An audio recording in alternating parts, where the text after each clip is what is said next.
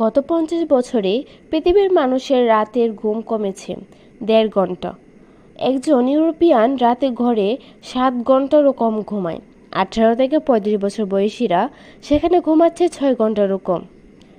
আর এর কারণ হলো virtual virus, social media, internet আর টিভি, অনলাইন গেম নিয়ে ভূত হয়ে থাকা এই জনগোষ্ঠী নষ্ট করে ফেলছে নিজেদেরকে সৃজনশীল করে তোলার সবচেয়ে সহজ প্রাকৃতিক প্রক্রিয়াকে, আর তা হলো ঘুম। রাত জাগা আর দেরি করে উঠে যেন এদের সাংস্কৃতিক আর গর্বের ব্যাপার, অথচ রাতে ঘুম আর দিনে কাজ এটাই মানুষের সহজাত প্রকৃতি।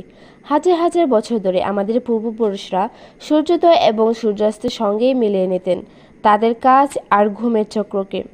সূর্য তাদের কাজ করার জন্যে আলো জোগাতো, আর সূর্যাস্তের পর যখন অন্ধকার যেত তখন তারা ঘুমাতে যেতেন।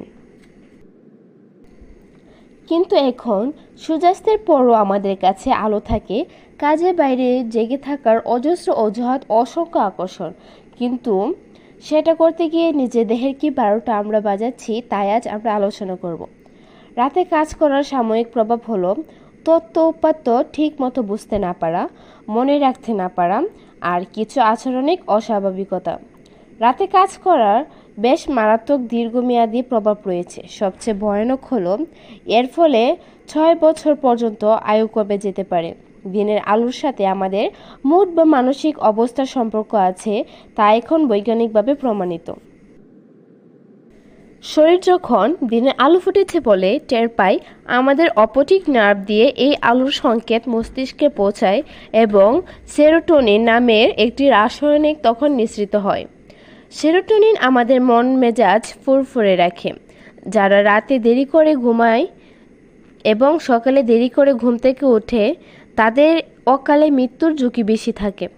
সকালবেলা যারা ওঠেন তাদের অকাল মৃত্যুর হার অনেক কম। আর বিজ্ঞানী বলেছে ঘুমের ভিতর মানুষের স্মৃতি তৈরি হয়, বিশেষ করে হালকা ঘুমের সময়। কিন্তু একটানা দীর্ঘ ঘুম এক্ষেত্রে সে প্রক্রিয়া বাধা দেয়।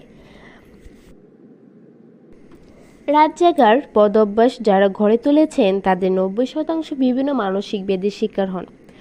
৩০% থাকে ডায়াবেটিসে আক্রান্ত হওয়ার ঝুঁকি।